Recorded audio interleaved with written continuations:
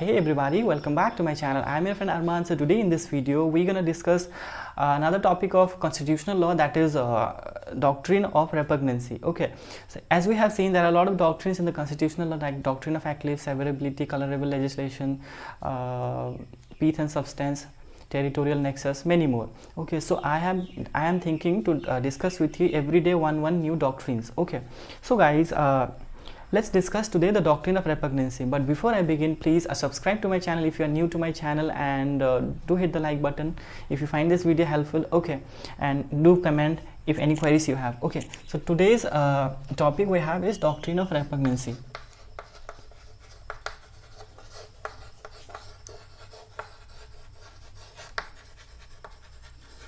Repugnancy. Okay, this doctrine of repugnancy came in the 2012 mains question paper of Assam Judicial Service. Okay, so and this doctrine came as a short note. Okay, so that's why I'm thinking of to discuss with you this topic today.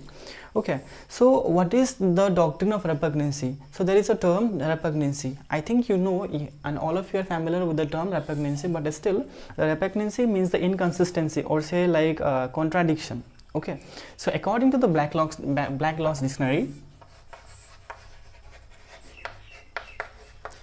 Black's Law Dictionary,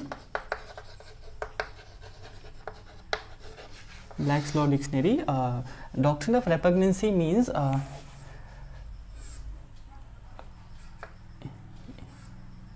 inconsistency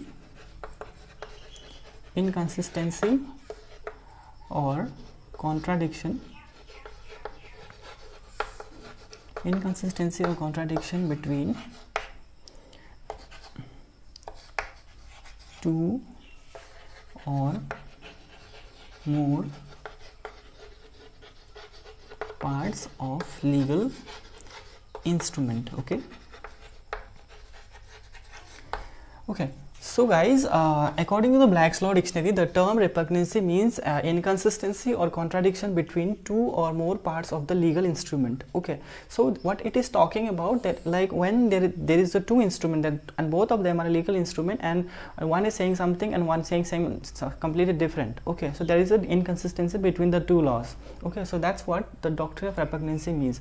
But and the doctrine of repugnancy is included in Article 254 of the Constitution. It is dealing under Article 254 of the Constitution. Okay, 254. But before jumping into the topic of the doctrine of repugnancy, it is important for us to know that, so as we have seen that India follows the federal structure of governments. Okay, so that's why there is a division of power between the center and the state. Okay, so central government is also provided with the certain powers, and the state government is also provided certain powers.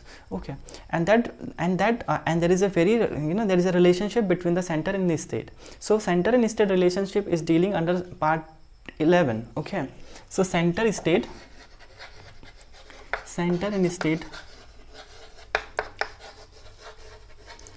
relation is dealing under part 11. Okay, starting from article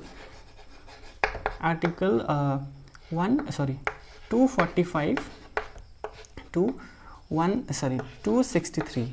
Okay, so starting from 245 to 263 deals with the center and state relationship, and under this article 245 to 255 deals with the legislative relation,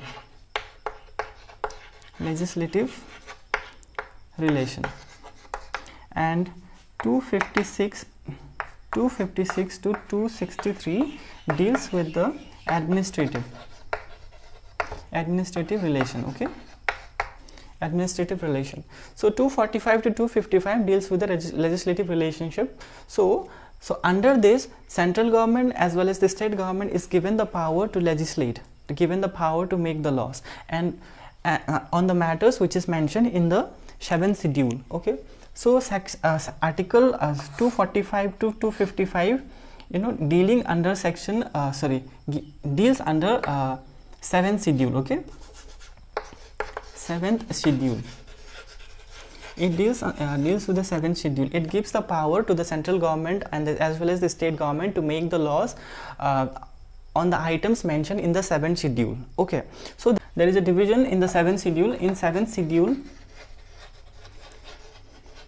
so in the 7th schedule we have 3 lists: union list, state list, and concurrent list. So there is a division. Okay, there is a division. In the union list there are certain items given where the parliament has the exclusive right to make the laws, and under the state list the state government has the exclusive power to make laws. But when it's come to the concurrent list, both center and the state has the equal jurisdiction to make the laws.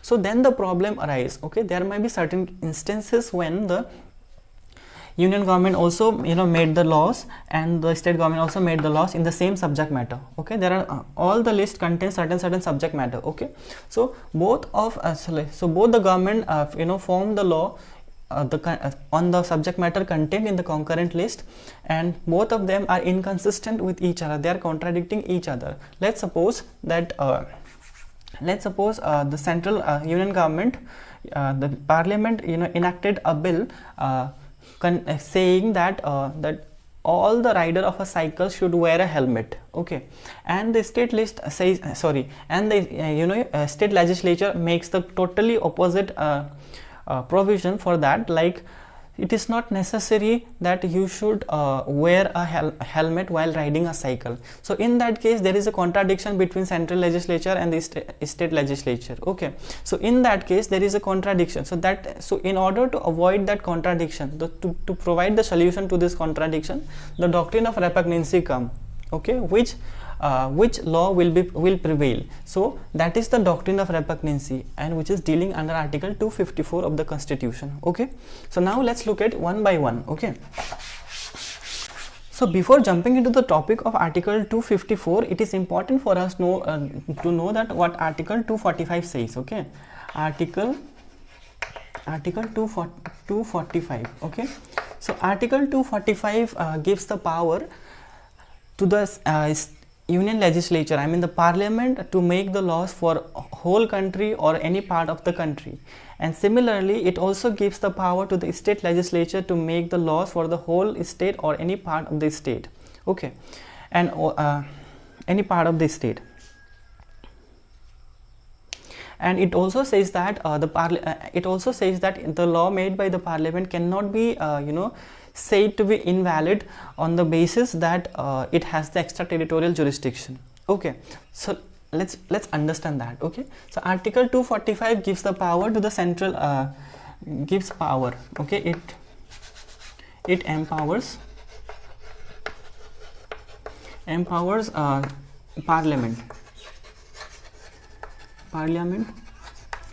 as well as the state legislature.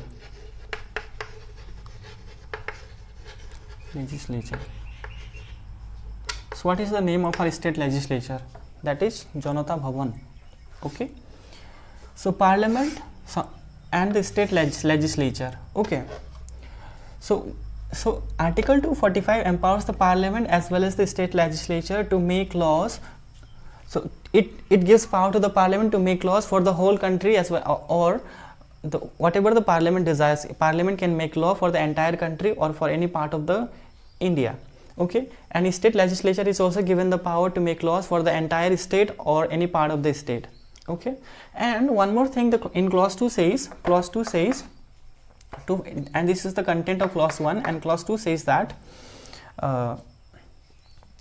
that the law made by the parliament, okay, the law made by the parliament which has the like application to the entire country, then it cannot be said that the law made by the parliament is invalid because of the extraterritorial jurisdiction. Okay, that's what it means.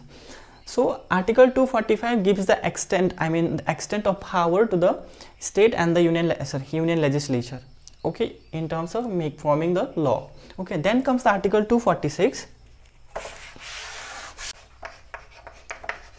Article 246. So what it does, Article 246 divides the power where the central government has the power and where the state government has the power to make laws. Okay, so what Article 246 says that the central government has the power to make laws on the matters or the subject matter enlisted in the union list of first 7 schedule. Okay, so as I have told you that the 7th schedule contains the 3 lists, so union list, concurrent list, state list, right? So in the you know union list contains you know certain subject matters. On those subject matter, the parliament has the power to make laws, and it also gives the power to the state legislature to make the laws on the matters contained in the state list. And when it's come to the concurrent list, it gives the power to both the central as well as the state government to make the laws on the subject matter mentioned in the concurrent list. And further, it also says that when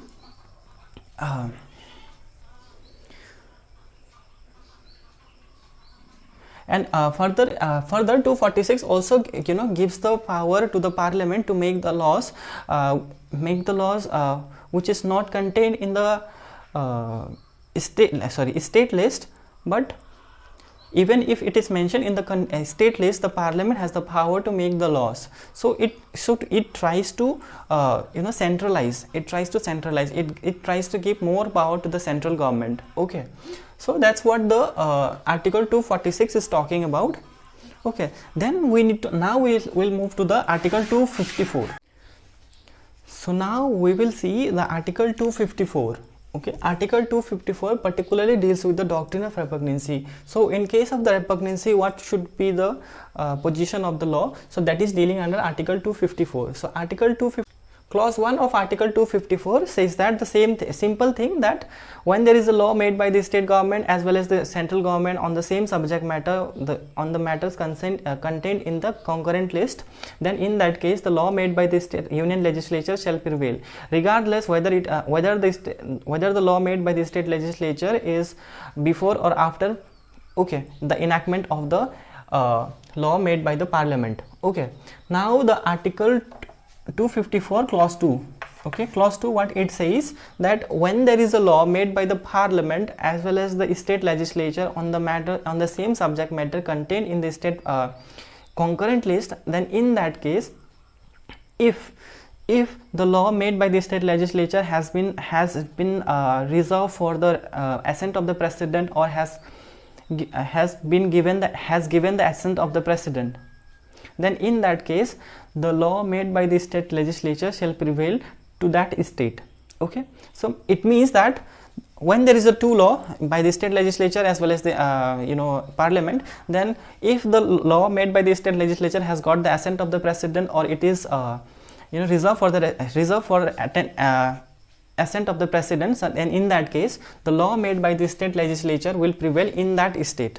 Okay, then there is a proviso of this article which says that when there is a law, okay, made by the parliament has the power, the union government has the power to make law at any time on the same subject matter, regardless of the subject or laws which is made before. Okay, regardless of the law made before, the parliament has the power to make laws, amend, repeal, or that can alter anything. Okay, the union parliament has the power. So whatever the article 254 clause 2 gives the power, regardless, like it gives the power to the state government, right?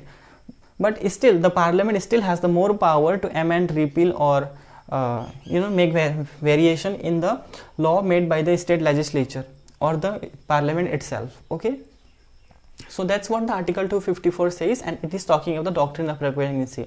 So now it is very clear to us that in case of the repugnancy, what happened. So if there is a repugnancy, at first instance the central law will prevail. Okay, and in case of the second condition, where there is an inconsistency but the law made by the state legislature has got the assent of the president, or it is reserved for the assent of the president, then in that case the law made by the state legislature will prevail in the particular state.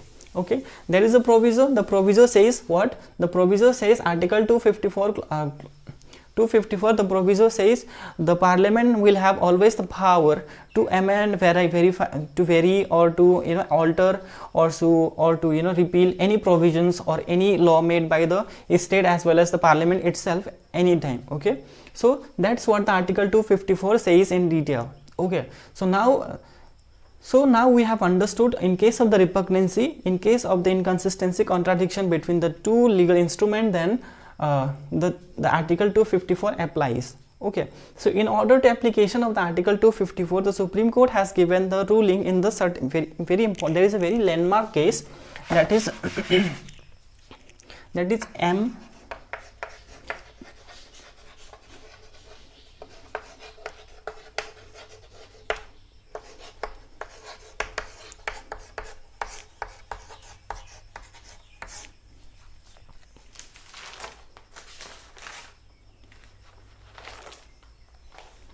So in the case of M. Karunanidhi versus Union of India, this case is very important. Without writing this case law, your answer will never be complete. Okay, so in the case of M. Karunanidhi versus Union of India, the Supreme Court has given the procedure for the in order to determine whether there is a repugnancy or not. Okay, so the Supreme Court has given the three principle or say rule for the for identifying the repugnancy. Okay, so the first rule, it says that there should be a direct inconsistency.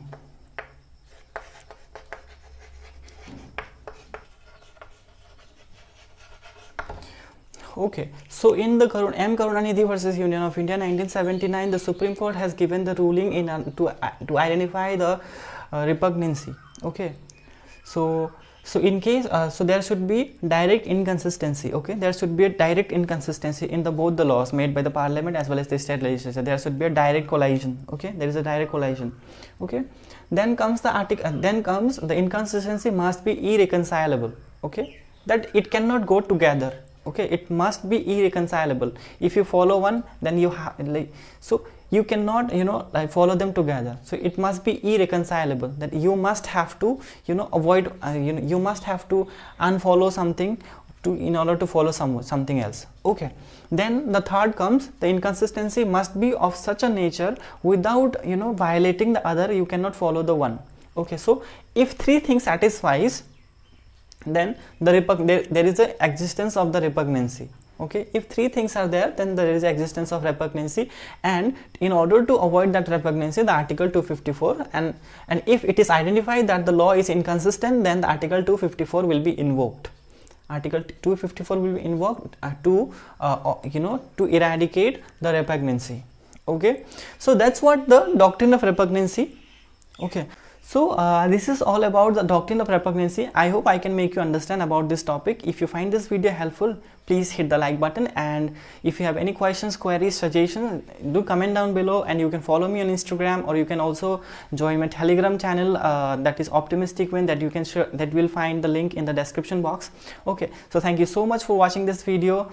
I'll see you in the next video. Tomorrow we're gonna learn another doctrine of constitutional law. So till then, stay happy. Bye bye.